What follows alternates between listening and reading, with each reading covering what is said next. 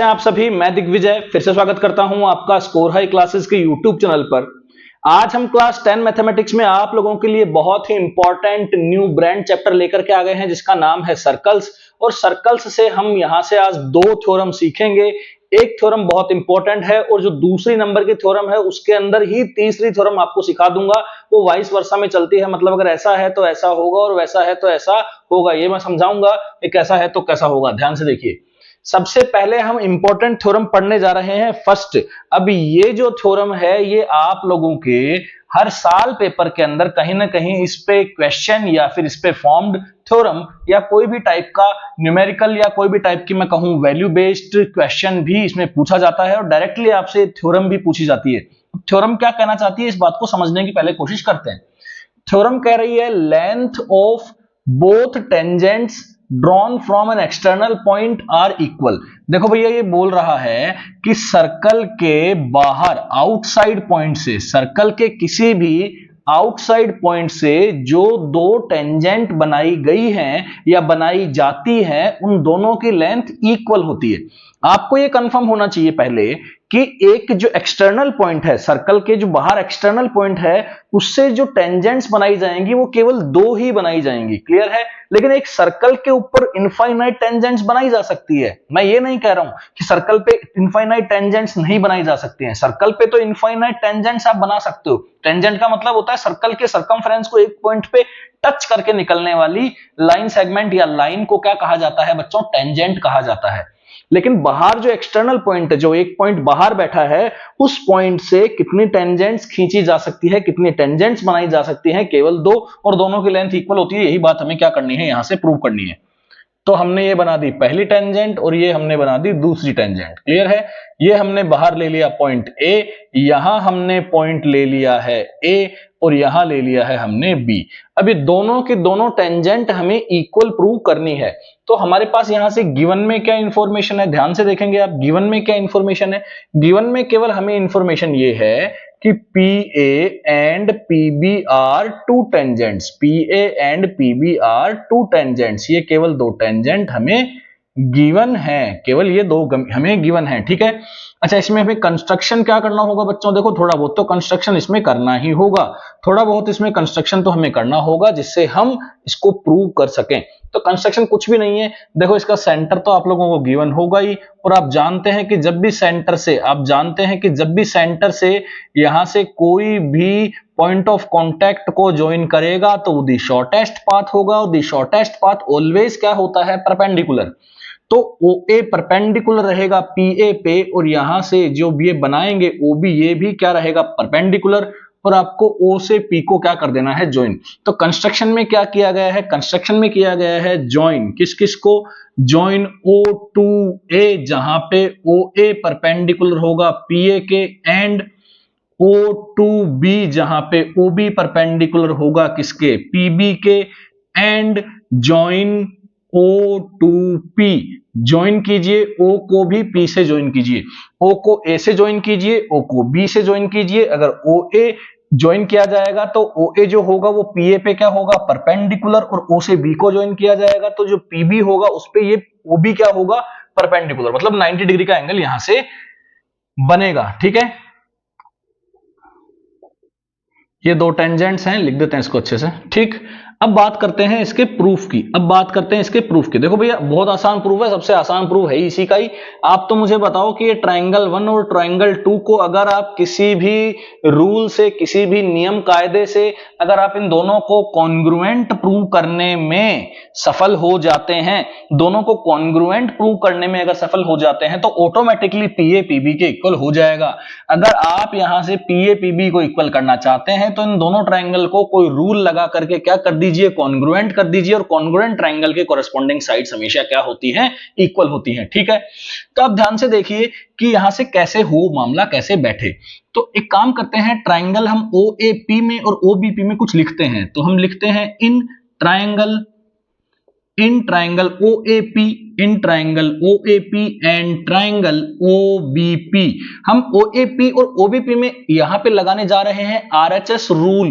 क्या लगाने जा रहे हैं? RHS criteria of congruency of two triangles, दो ट्राइंगल्स के बीच में आरएचएस रूल लगाने जा रहे हैं। आरएचएस कैसे लगेगा, ध्यान से देखिए। आरएचएस की फुल फॉर्म क्या होती है?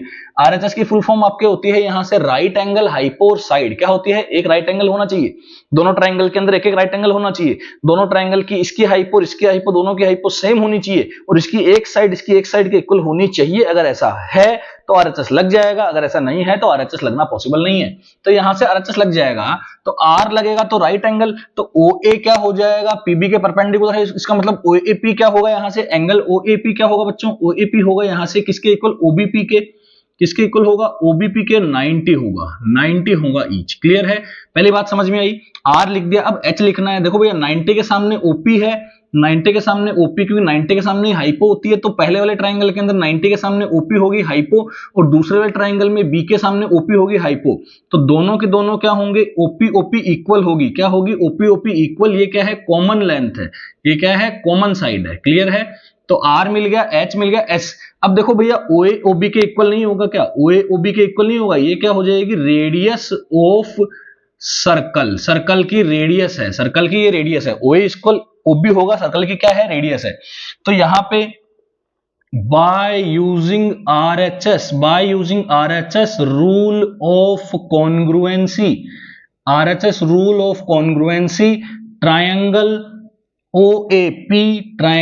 ओएपी कॉन्ग्रुएंट होगा ट्राइंगल ओबीपी के, ट्राइंगल ओबीपी के। ध्यान रहे, यहां पे ओ बोलेंगे तो यहां पे ओ ही बोलना पड़ेगा, यहां पे ए बोलेंगे तो यहां पे बी बोलना। ऐसा नहीं कि ओएपी ओपीबी के हो गए, ऐसा नहीं होगा भाई।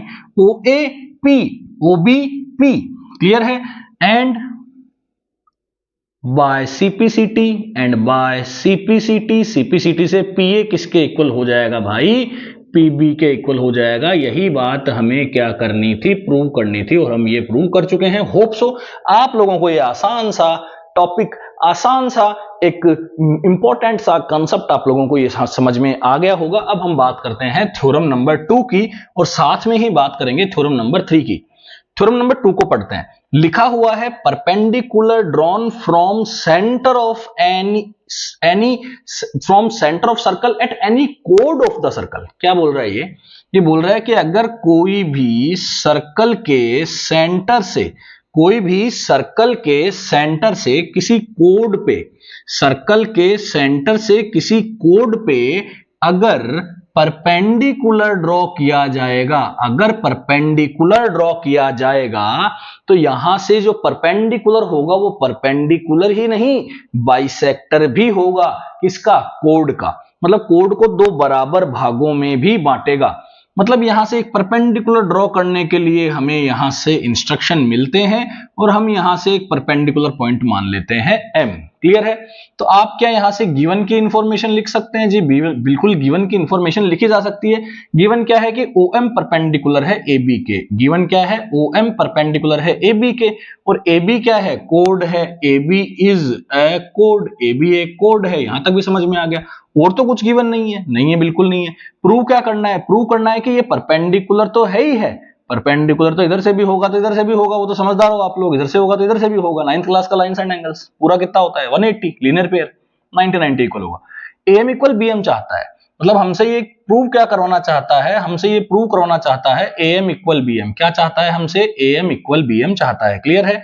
अब इसको दे देंगे अगर ये चाहता है तो ठीक है। पहले कंस्ट्रक्शन कर लेते हैं, पहले थोड़ा सा कंस्ट्रक्शन कर लेते हैं। आप समझ गए होंगे अब कंस्ट्रक्शन क्या ही करोगे इसके अंदर। देखो भैया, जैसे आप O को A से ज्वाइन करोगे और O को B से ज्वाइन करोगे तो बस यही कंस्ट्रक्शन है। तो join O to A, join O to A and O to B।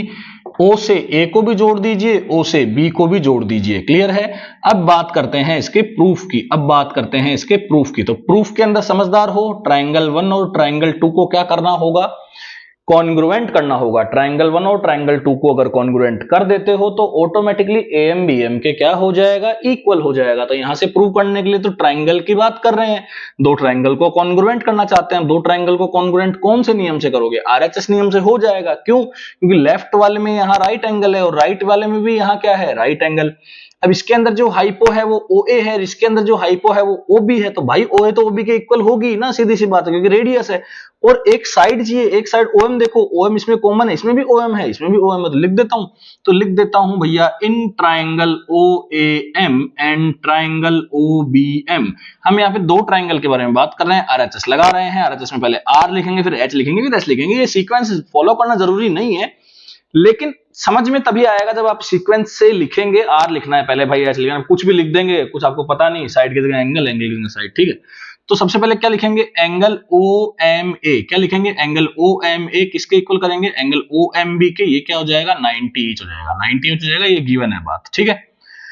R लिख दिया, अब क्या लिखेंगे, H लिखेंगे, तो यहां क्या क्या लिखेंगे, OA, समझ गए होगे, 90 के जस्ट सामने होती है हाइपोटेनियस, तो OA इक्वल टू क्या कर देंगे, OB, और ये कर देंगे radius of circle, radii of circle है ना, ये प्लूरल वर्ड है रेडियस का, रेडियाई, ठीक है। OM इक्वल OM क्या होगा, OM इक्वल OM क्या हो जाएगी, कॉमन साइड, क्या हो जाएगी, कॉमन साइड। तो भैया क्या लग चुका है, यहां से आपका लग चुका है RHS, क्या लग चुका है भैया, RHS, तो लिख देंगे by using RHS rule of congruency, RHS rule of congruency, triangle कौन सा, OMA कॉन्ग्रुएंट होगा ट्रायंगल OMB के, एंड बाय CPCT, और CPCT से क्या होने जा रहा है, CPCT से AM इक्वल BM, CPCT से क्या हो जाएगा, AM equal BM। It means जो AM है वो परपेंडिकुलर ही नहीं है, वो बाइसेक्टर भी है, क्लियर है, बाइसेक्टर भी साथ में होगा। अब थ्योरम नंबर 3 इसका वाइस वर्सा, वाइस वर्सा का मतलब समझो, वाइस वर्सा का मतलब इतना सा है कि अगर कोई कोड पे बाइसेक्टर बना दिया जाए, अगर कोई कोड पे बाइसेक्टर बना दिया जाए, अगर कोई कोड पे बाइसेक्टर बना दिया जाए, मतलब जो गिवन है वो चेंज हो जाएगा। गिवन क्या है, गिवन है आपका AM इक्वल BM, गिवन क्या है, AM इक्वल BM।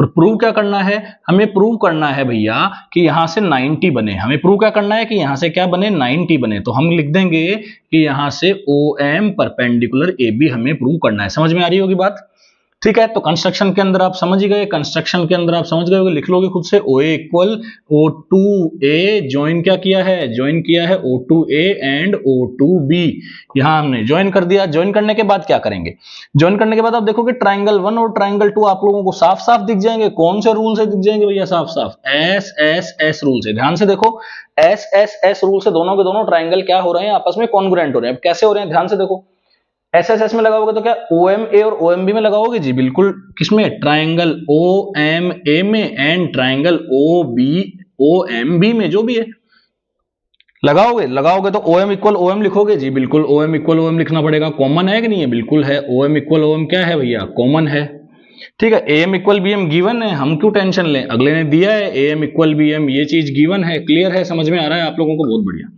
अब बात करते हैं किसकी, OA इक्वल OB की, क्योंकि OA इक्वल OB तो क्या होगा, रेडियस है, तो OA इक्वल OB तो क्या होना है, रेडियस है भाई, ठीक है, ये भी समझ में आ रहा है। तो लग गया यहां से क्या, SSS रूल, और SSS रूल लगने के बाद में CPCT से जो बचेगा वो क्या होगा। अब CPCT से ध्यान से देखो, CPCT से बचेगा क्या, CPCT से ही बचेगा कि भैया ये दोनों के दोनों एंगल क्या होंगे, इक्वल, लेकिन इन दोनों का सम तो कितना है 180, तो ये एंगल x लेना पड़ेगा, तो ये भी x, तो x प्लस x क्या हो जाएगा आपका 180, तो automatically 2x is equal to क्या आ जाएगा 180, और x कितना आ जाएगा आपका 90। इसका मतलब ये वाला एंगल यहां से क्या बन रहा है 90, और ये वाला भी यहां से क्या बन रहा है 90। समझ में आ रही बात, ये पूरा क्या है 180, दोनों आपस में इक्वल भी है, 180 के दो बराबर इससे 90 होते हैं भाई, हो चुका है। यही हमें प्रूव करना था, स्टूडेंट। मैंने आप लोगों को 3 इंपॉर्टेंट थ्योरम्स ट्राइंगल, ये सर्कल चैप्टर की करवा दी है, जिसके अंदर ट्राइंगल का बहुत ज्यादा यूज होता है। ट्राइंगल 10th का ट्राइंगल नहीं, इसमें 9th के ट्राइंगल का बहुत ज्यादा यूज होता है। Thank you so much, keep watching.